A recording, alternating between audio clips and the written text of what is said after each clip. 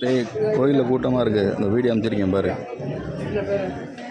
எப்படியும் வர அரை மணி நேரம் 1 மணி நேரம் ஆகும். முடிச்சுட்டு வரையிரு.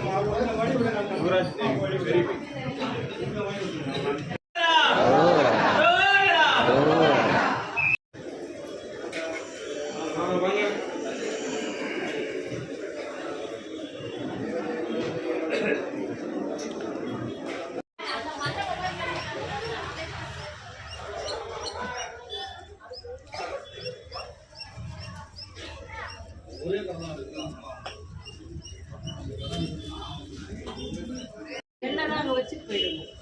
என்ன கொண்டு வந்துருக்கீங்களா?